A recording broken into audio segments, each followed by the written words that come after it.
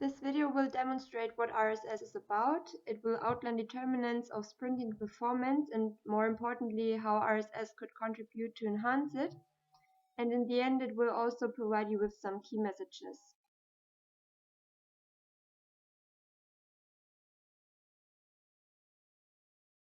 Resisted sled sprint training involves a set number of maximal straight-line sprint efforts whilst towing a sled device, which is attached to the athlete by a chest or waist harness and cord.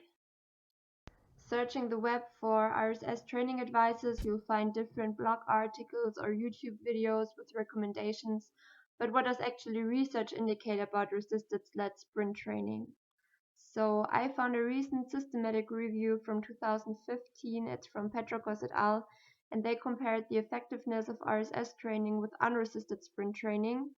So first of all, let's have a look at the determinants of sprinting performance. Sprint acceleration and the maximal velocity faced during sprinting are both determinants of sprinting performance and related to the ability to apply ground reaction forces in a more horizontal direction. So for example, elite sprinters are able to produce greater horizontal force per unit body mass at any velocity compared to sub-elite sprinters.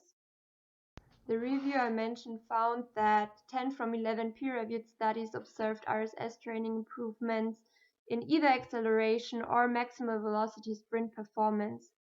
For example, weighted sled loads at 30% of body mass increased horizontal impulses beyond those observed during unresisted sprint training. So RSS training seems to be a tool to provide a potential improvement in horizontal application of force. Adding a resistive load provides an overload of the force component, and RSS training provides the athlete with long opportunity for greater forward trunk lean and therefore better chance for horizontal application of force. Also, athletes spend longer on the ground when sled sprinting. This provides more time to develop their ability to produce propulsive forces. One aspect to consider is how heavy the sled load should be. In general, the sled load comprises the total mass of the sled device plus the amount of external mass placed on the sled.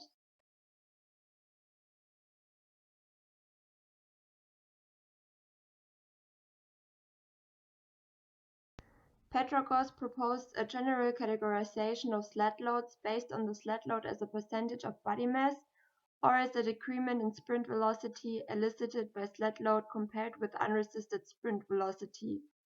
They gave these two examples as there are different ways in prescribing a sled load, and the studies included in the review also use different ones. An advantage of prescribing a sled load based on a percentage of body mass is that it's a simple and easily reproducible method from research to practice. However, this method does not consider individual variation in strength, power, sprint velocity characteristics, and therefore two athletes towing the same load relative to body mass may experience two different training stimuli.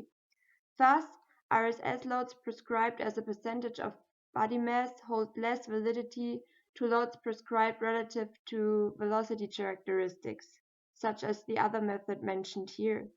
This method accounts for differences in sprint performance but also requires pre-testing procedures. To determine the training load, one has to consider that training adaptations may be velocity specific. So heavier loads may enhance the force domain of power output and lighter loads the velocity domain. The majority of studies suggest that RSS with moderate to very heavy loads are effective in improvement of sprint acceleration in trained athletes who are not necessarily sprint trained. The authors also stressed that light RSS training is no more effective for improvement of acceleration and maximal sprint velocity than unresisted sprint training. Nevertheless, the authors suggest a combination of RSS training with unresisted or plyometric training, as this may induce sprint performance adaptations above that of traditional sprint or RSS training alone. The training history of individuals should also be taken into account, as untrained persons, for instance, may benefit from any kind of lower body training, including RSS.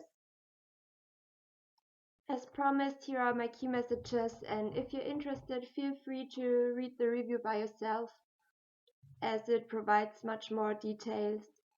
Thanks for watching.